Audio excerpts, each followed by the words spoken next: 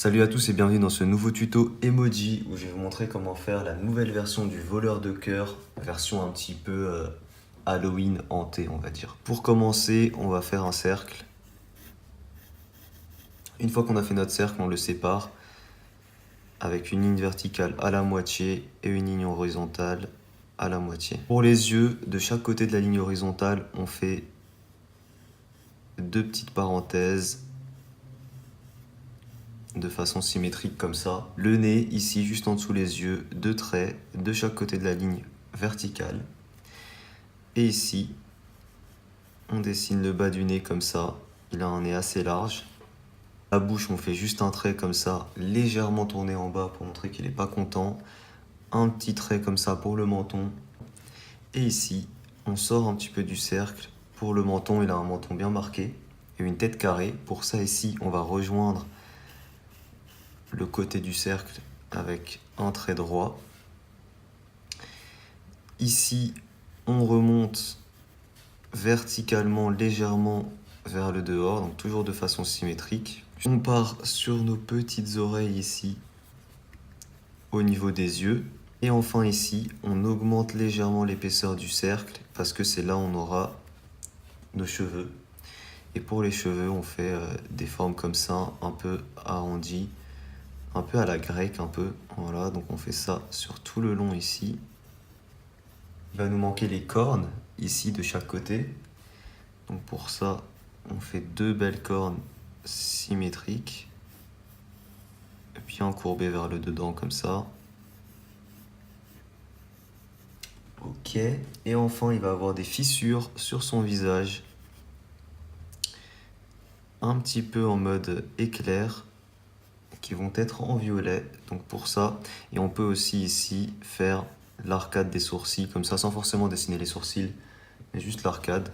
Ici, là, une cicatrice un peu en mode Harry Potter. Voilà.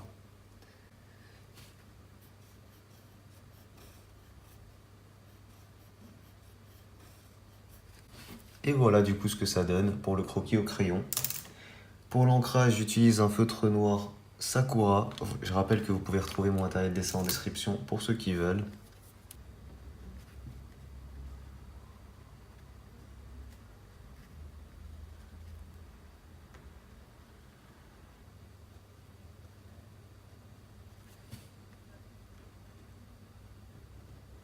Voilà, on a fini la première étape de l'ancrage. On peut gommer les traits de construction. Pour la deuxième étape de l'ancrage, j'utilise un feutre noir Papermate.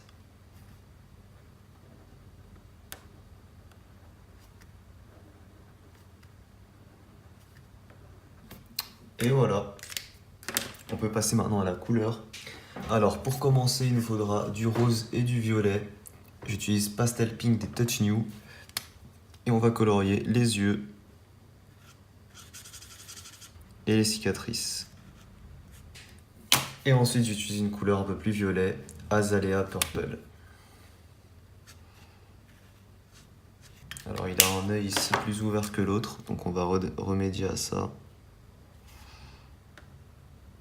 Et ensuite, tout le reste sera colorié en gris. Pour ça, j'utilise du Cooluray 5, 7 et 9, du plus clair au plus foncé.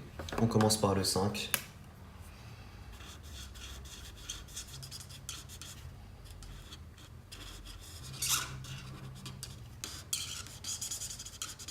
Le reste, on colorie avec du Cooluray 7.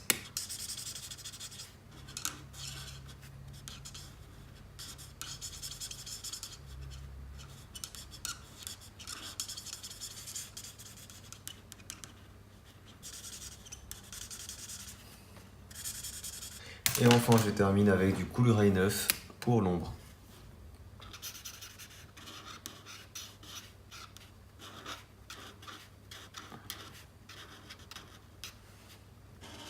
Et voilà.